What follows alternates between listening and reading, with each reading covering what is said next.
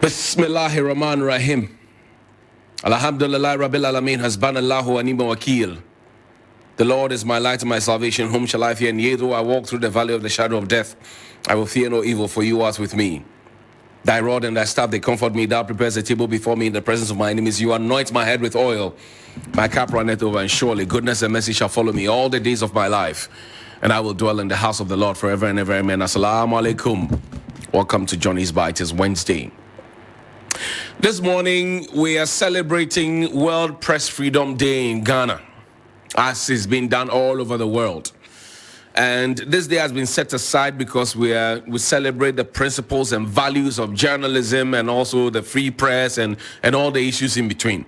And oftentimes when you talk about press freedom in this country, you have proponents of the government and defenders of the regime tell you about the fact that, oh, it was through the efforts of Nana Addo Dankwa Akufo-Addo while he was Attorney General in 2001 under J.A. Kufuor that we had, if you will, the repeal of the criminal libel law, and that we should praise him because he believes in the freedom of the press. But in the past days, I've told you how under Nana Addo Dankwa Akufo-Addo, when his wife, my beautiful Rebecca, or his beautiful Rebecca, was mentioned by a private journalist at a private radio station, how the state apparatus, the state security apparatus, was sent in the dead of the night to go and pick that individual up as if it was a criminal case. But that was a civil matter. I have told you how journalists were beaten by Hajia Fatima. I am your mother. I hear these days she's a deputy national security coordinator of a sort, has Gota and all of that. I've told you how journalists have been beaten in Adan and many other places in this country. And have I not told you about the loud silence of the president?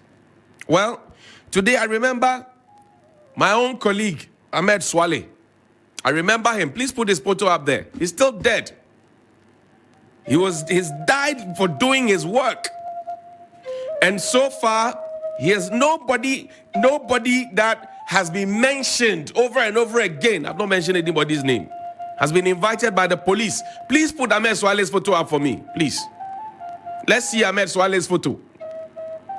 And there's no way that's been mentioned. We're celebrating Press Freedom Day. So if I put Ahmed Swale's photo for me, please. And this is him. That's the gentleman. He is dead. He couldn't be any less dead.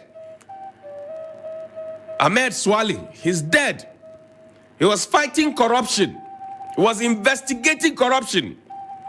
Corruption, the matter that said that the president was in somebody's pocket. He's been held for it.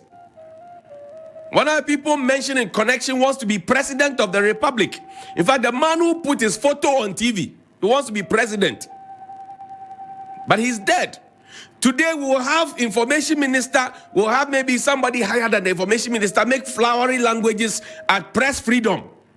And I remember when we started talking about Ahmed Swale and other things, we quickly had from the information minister, they came in connection with GJ and they said that we're going to organize training programs and refresher courses for journalists all across the 16 regions of the country. Guess what? We did only one. The last time I spoke with William's friend, they said they call him ambidextrous at graphic. My own General Secretary of GJ, Kofi Eboa, he said he can't even remember the last time they had a training of that nature. But after they had the first one, finito.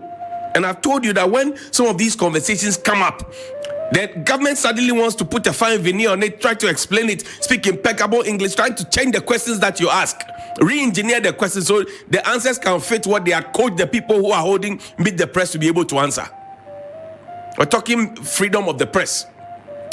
Put the 2023 index up for me. In 2022, we dropped down from about 30 or so to 60. In 2022, we dropped down to 60. In 2023, we have dropped further down. I'll share the details with you. In 2023, dropped further down. Now, if you go on the report, right, it says Ghana, regarded as one of Africa's most democratic countries, Ghana enjoys a vibrant and pluralist media environment. However, the creation of media outlets by politicians has given rise to politicized and biased media content. And that was one of the things that was in the report of the media, the state of the media in Ghana recently by the University of Ghana School of Communication Studies. We say we are doing meetings about it. Now look at the index. 2022, we were 60 over 180.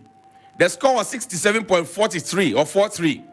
In 2023, we are 62. We have dropped down further. Over 180. Score 66.93. Political indicator is there. Economic indicator is there. Legislative indicator is there. Social indicator is there. Security indicator is there. Now look at the security indicator. 103. Security indicator. The previous year it was 101. Now it's 103. The security and safety of the press in this country. And you know, we talk about the repeal of the criminal libel law. But when we are done with it, we have a certain clandestine law that when you misinform, or when you, what exactly is it? Then they pick you up and they start dealing with you. We have been in this country where government officials have mounted platforms, meet the press, and have misinformed us, and we have fact-checked them. Even the president, we have fact-checked him. Who arrested him? We have fact-checked the president. We have fact-checked the vice president. We have fact-checked the chief of staff. We have fact-checked ministers and other government appointees in this country. Who arrested them?